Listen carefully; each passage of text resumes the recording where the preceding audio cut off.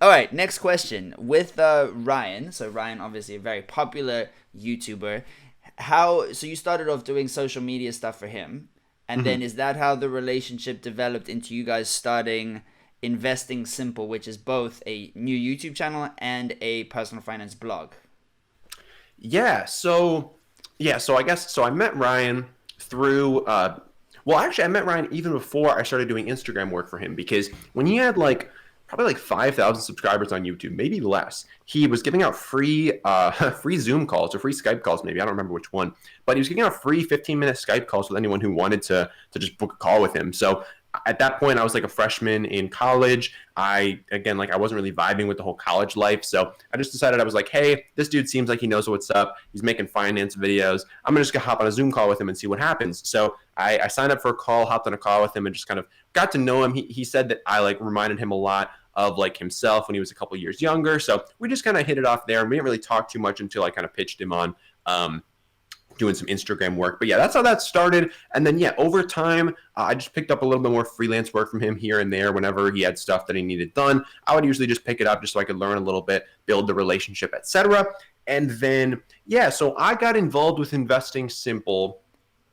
Well, okay. So with Investing Simple, there was actually an Instagram page for it a few years ago. So when I was doing the whole Instagram page management business, one of the pages I was managing was the Investing Simple page. And at its peak, I think I got that page up to about 350,000 followers just by posting like meme content and stuff around like investing. But then we ended up selling that Instagram page, and long story short, there was an Instagram page and there was a blog like 3 years ago. Those two things started. Instagram page blew up. We sold that off just to focus on the blog. I became a part owner in the blog end of 2020. And so I kind of stepped in order to kind of spearhead the YouTube channel project because the blog had been going for at that point, yeah, like 2.5, 3 years and had got some pretty solid traction. But yeah, Ryan and his other business partner wanted to expand on the YouTube. They reached out to me and they're like, hey, do you want to help us do this? And I was like, sure, seems pretty cool. So I kind of hopped in, got involved, and started doing that. So that's kind of my long-winded answer to the question. Nice. So that's pretty tricky with I mean, you sold the Instagram, right? And that had 350,000 subscribers. Are you allowed to say how much you sold it for? I'm sure people are super interested in how much Instagram handles go for. Yeah, so I don't quite remember the exact dollar amount. I think it was somewhere I think it was just shy of like 10 grand is what I would say. It was probably somewhere between 5 and 10 grand. Somewhere in that range. And did you know the person you were selling to, or did you use one of these websites to sell social media accounts? Yeah, we did know the person. I'm just going to refrain from saying who they were just to kind of I don't know if they want me saying. So, but they basically bought the page and they rebranded it and everything. Right. Because we still own the Investing Simple brand and whatnot, so they wanted to kind of rebrand to their own brand. So they kind of took it, changed the name, changed the content up, and just kind of ran with it from there. Okay. So in terms of their benefit, like all the content that you had on there obviously would have had your branding on it, right? Or, so did they literally wipe all the content from it and start from scratch, but just with those followers? Yeah, I believe they did. Yeah, they kept it as like an investing page, so like the new Yeah. content they posted was still like investing related. But yeah, I'm pretty sure they did wipe all of the content and just kind of used it to kind of promote themselves. Right. So in terms of that, I mean, I'm pretty big into, well, at least recently, buying businesses. So I will go evaluate different type of business and see, does the owner want to retire or have they had problems during, the pandemic, and then evaluate how much their company is worth based on like a multiple of their, net profit or EBITDA, right? But how do you do that with an Instagram page? Are you looking at how much the page has made over the last year and like using a multiple there? Is it just a kind of thumb suck to see how much it would make in the next year? How do you value it? Yeah, we definitely didn't get too scientific with it. I would say we generally used a multiple, but I mean it was tough to track exactly how much the page had made for us because we were driving traffic. We were selling sponsor posts from time to time. We were driving traffic to the blog. We were driving traffic to affiliates. We were driving traffic to all these different places. So it was kind of tough to get a hard and fast number on how much the page had made over the last year. And then even if we didn't know exactly how much it made over the last year, like projecting into the next year, because it was growing so fast, I mean, we got like probably at least 100,000 followers over the course of the year, probably more, probably close to 150. So like, even if we knew what it made last year, like it was going to make more the following year. So we didn't really have any like, we didn't really have a good way to value it. I mean, in hindsight, I feel like we probably didn't sell it for enough. If I could have redone it, probably would have upped the price a little bit. But hindsight's 2020. So yeah, we didn't really have a very scientific process on it. Okay. And then in terms of the blog, so you pretty much have you've got all these plates spinning. You've got YouTube, you've got blog, you've got social media in terms of your TikTok and whatnot. You know, what is making the most revenue or profit? I mean, people on the internet are always like, oh yeah, I made this much revenue, but that doesn't really matter that much unless you're like Uber. So what is making the most profit, especially in terms of a time commitment? It's a good question. It really does vary month to month. So February, for example, I believe I'm still doing some freelance work here and there with a couple clients that I've held on to. So I think February was a pretty good month for freelance. But March is going to be a very good month for my YouTube channel. I guess my personal brand as a whole. So my personal brand as a whole this month is on track to pull in probably just shy of 20 grand. In terms of revenue. I mean, my expenses are very low on my personal brand. Like my videos are low budget. I just stand in front of the camera and talk. So like of that, I mean, we're probably talking at least like a 90% profit margin because like I don't spend money on anything for my channel. So that's going to be the biggest thing for this month. Next month could really be, I mean, it totally depends, you know, but like, the blog, for example, we just take distributions on that every 3 months. So like every third month I get a big paycheck from that. So that'll be big some months, but other months it's zero because we just take the distribution once every 3 months. And then the two projects that I mentioned earlier with Solidate and Creator Wealth, I mean, those are very much kind of future money focused because with Creator Wealth, I mean, it's a monthly retainer service. So I'm just bringing on clients and I'm helping them out every single month. So that's something that's just going to build up over time. With Solidate, it's big paychecks every once in a while. So a lot of stuff that I'm doing, nothing's really like super duper consistent. Like every month works itself out, but at the moment, nothing is extremely kind of consistent. And there's not really one clear winner consistently. Okay. All right. So just to dive into that personal brand there, you said March might be around the 20,000 mark. Is that from ad revenue on the YouTube channel? Is that from TikTok Creator Fund, because you've got over 100,000 followers on TikTok versus about 12,000 on YouTube? Is that right? Yeah. YouTube's about 12. TikTok's like 100 and I don't know 60 or something. Okay, right. But so how does that break down? Yeah, so the reason that one's going to be the highest this month is because I've got some brand deals and just affiliate stuff on TikTok that's going to be paying out this month. A lot of that came from work I did last month. So I only started my TikTok page like end of January. And so February was like a huge month. I mean, probably beginning of February, I maybe had like 40,000 followers. And then by the end of the month, I was at like 160. So there was a lot of growth there. Got like tens of millions of video views throughout the course of the month.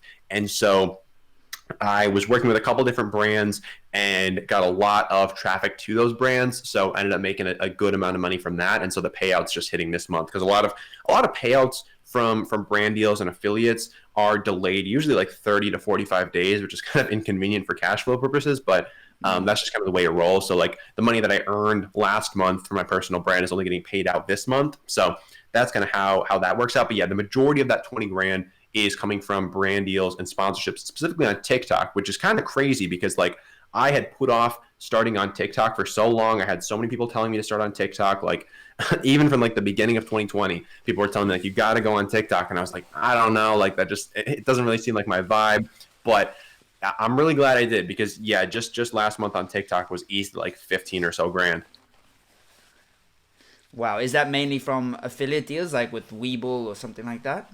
Yeah, mainly from affiliate deals. I mean, I got a lot of traffic for Webull and other affiliates because like everyone and their grandma was trying to switch off of Robinhood last month with the whole like fiasco that happened there. So I really capitalized on that pretty big with just promoting other investing alternatives to Robinhood. So that was really profitable for me. And then a couple other kind of sponsorships as well kind of got roped into that.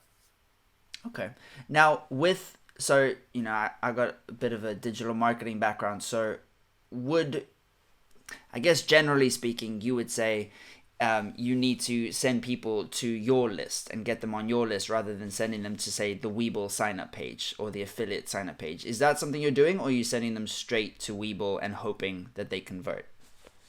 Yeah, so I mean on TikTok, it's really I mean the traffic quality on TikTok is very, very low. I mean you compare that to something like YouTube. Like I've got YouTube videos for affiliates and the YouTube videos will get like not that many views, but the conversions will be so much higher because like the intent behind the traffic is so much higher. Because on YouTube, I'm making like search-based videos, so the people who get to my videos are like really interested in the things that I'm talking about. So with TikTok, it's completely the opposite. It's just kind of like a spray and pray approach. So with TikTok, I don't give people any additional steps beyond just like signing up for the thing or just like hopping onto the list for somebody else. Like I'm not building my own list off of TikTok just because just the quality of traffic is so low that I don't even think it'd be worth it to put those additional steps in the way between like them and like signing up for Webull or whatever. So I'm not really even on YouTube right now. I'm not building my own list. At one point, I was kind of focused on that, but just with all the other stuff that I'm doing, like it doesn't really make sense for me to build a list around like these financial services, like Webull or like the other things that I'm promoting, because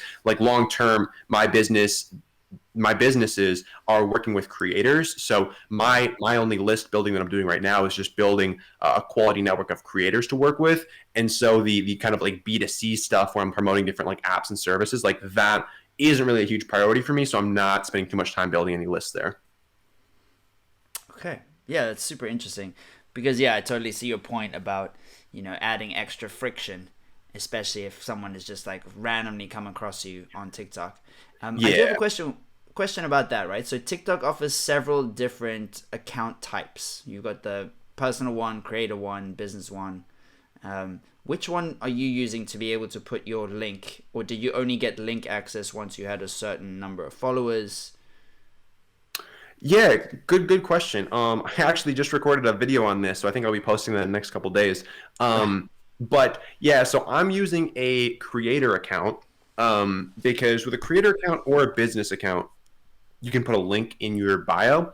But with a business account, you're kind of restricted in terms of different sounds you can use in your TikToks because business content is kind of flagged as a commercial use. So if you don't have licensing rights to the songs, you can't use them. So yeah, creator account's the way to go for like 99% of people out there because you get the link and you can use whatever kind of content you want. But if you want to run TikTok ads, then you have to be on a business account, but that's not going to apply to like 99% of people. Right. Nice. And then your main takeaway. I mean, I watched your YouTube video all about the TikTok journey so far, so I'll pop a link down in the description to that. Anybody interested in TikTok should go check that out because that growth in that short period of time is incredible. But the main takeaway I took from that was that you just need to post every day and like not be too worried if the thing is gonna work or not, and just go go go. Is that pretty much the main takeaway from that video? Yeah, I mean it's like for me a lot of it did come down to like right place, right time because I went from like that like 40,000 follower mark to like 160,000 largely on the back of the whole like Robinhood GameStop fiasco. And so I was kind of right place, right time there because I was really just like covering that on my TikTok and just like making a bunch of videos, giving people updates, etc. So that helped me a lot, but also it's just about consistency because I was and figuring out like how to actually make an engaging video because I made like 6 TikToks, well maybe like 10 TikToks right off the rip that all did pretty terribly. We're talking like maybe 1,000 views just because I didn't really understand how to make a TikTok that was actually good. And so once I realized how to make like a good TikTok with like shortcuts and just like really engaging, put some music in there and just like make it a lot more engaging, that really helped my TikTok like explode. So it's put a lot of content, but also like take some time to like research and just like figure out like how to make a good TikTok, because if you're just like throwing stuff at the wall that's not actually good, it's not going to get you anywhere. But once you kind of have that formula down, and I go over a lot of the different things that I do in that video that you mentioned, but once you kind of understand how to make a good TikTok, it's just kind of like rinse and repeat, because you can just kind of pump out very similar stuff over and over again. And if you're feeding the algorithm what it wants, like it's just going to keep pushing you. Wow, okay, I hope you guys enjoyed part 2 of my interview with Apple Crider. Huge nuggets that were flung in our direction about social media, about TikTok, multiple income streams, personal brand, amazing. If you haven't seen the first part of the interview, I'll link to it down in the description. While you're over there, hit that link for Webull, help me get some free stocks for myself and for you, valued all the way up to $1,850. And if you found the video helpful, crush the like button and subscribe. Be a huge help to the channel. I'll be posting part 3 of the interview very soon. Now the algorithm thinks you're gonna like this video next, so check it out. See you in there. Let's hustle together.